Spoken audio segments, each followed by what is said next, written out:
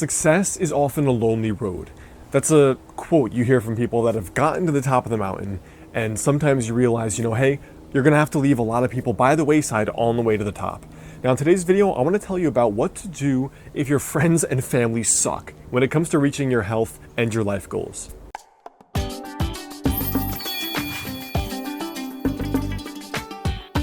What's up guys, it is Alex Hine here, author of the book Master the Day. And it's funny, when you start going after like a fitness goal or really any life goal, like let's say for example, I'm starting out and I'm like a fat kid. I'm overweight, I need to lose weight and I wanna get fitter. When I'm the fat kid, like when we're the fat kid, everyone's like, yeah, like go for it, Jimmy. Like you got this, keep going.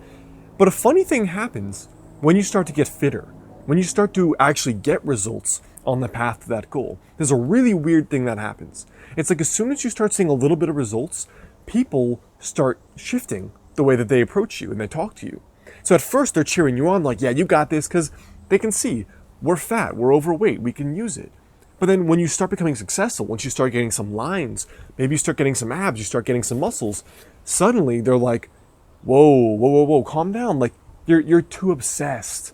That's all you do. Why are you so into fitness? There's other stuff in your life. They start turning on you. And this is often what I mean by when people say success is a lonely road. The reality is that you are going to have to, in some cases, get rid of the friends that are your maintenance friends, the people that you have fun with and you're happy with on a day-to-day basis, but not that much growth actually comes out of the relationship with your friends and with your family. I've shared the story of my friend Sol, who went from being a 300-pound southerner to a dude that's now like a fitness model with a six-pack.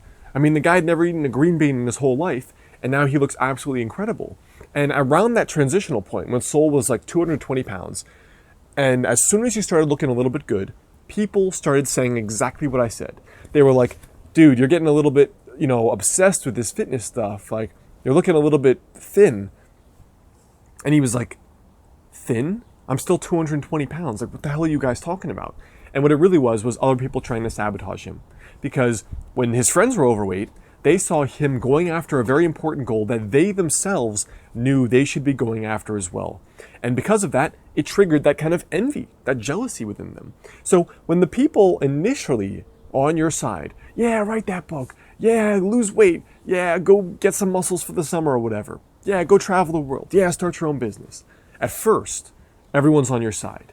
And then gradually, as you become more and more successful, many or all of them sometimes turn on you. You know how many people, when I was writing my book, the first one, Master the Day, when I was writing that, I was like 26, 27.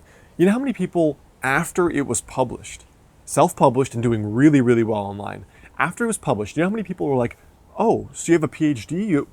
You're teaching at Harvard, you're teaching at some university? As if to put the knife in my back and put some salt in the wound.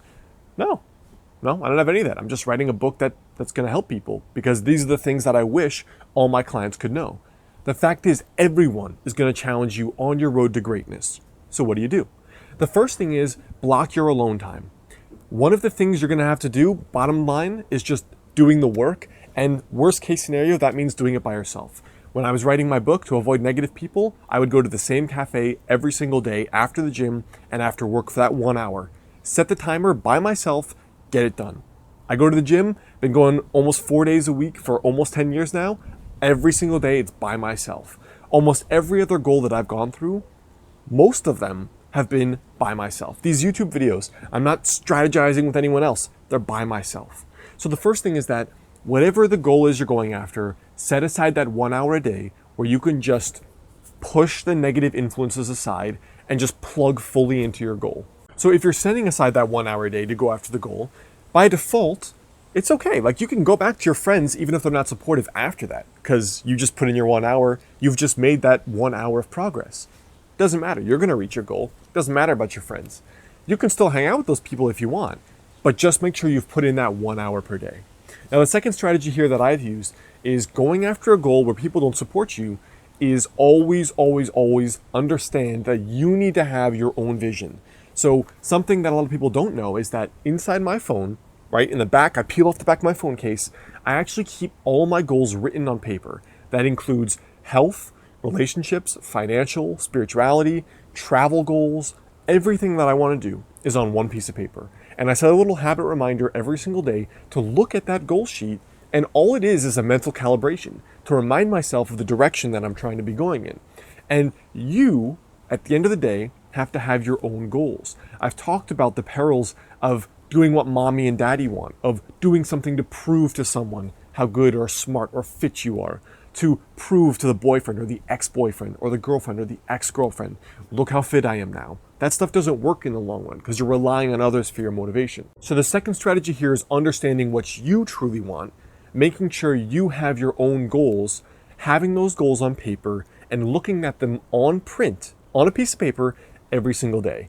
The strategy I specifically recommend is keeping it inside the back case of your phone, because chances are, just like me, you have your phone on you almost all the time. Even if you're not checking it, it's always there. So you can know, foolproof, you're gonna have that little goal sheet there. And again, it comes back to you having the goals that you want and making sure they're the goals that drive you. Because if that's the case, the motivation is not gonna go away, right? Because you're not doing this for anybody else. You're doing it for yourself. So those are your 2 tiny daily habits for today. The most important thing here is just to remember that sometimes, not always, I don't want it to become a self-fulfilling prophecy for you. Sometimes the path to being successful is super lonely because by default, you're doing something greater than the average person has done. And thus, majority of people around you are not gonna necessarily support you, or at the best level, they may just not understand you. They may not understand why you're doing this or why you can't just be happy with what you have. It may be a lonely road.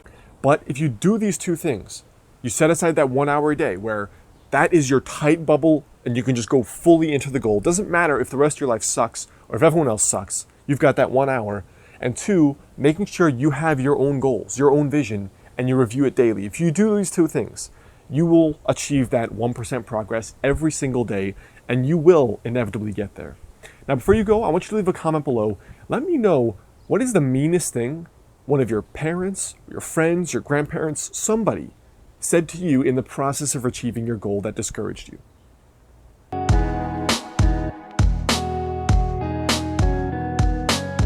Hey guys, it's Alex. Did you like this video? If so, there are 3 ways you can really stay in touch with me. The first thing is obviously to click the subscribe button right there.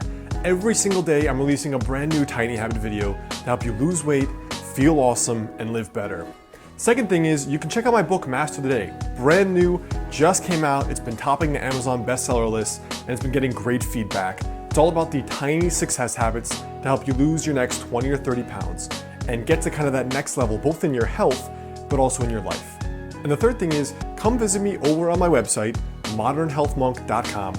Punch in your email there and I'll give you a free guide on the exact 5 daily habits to help you lose your next 20 or 30 pounds.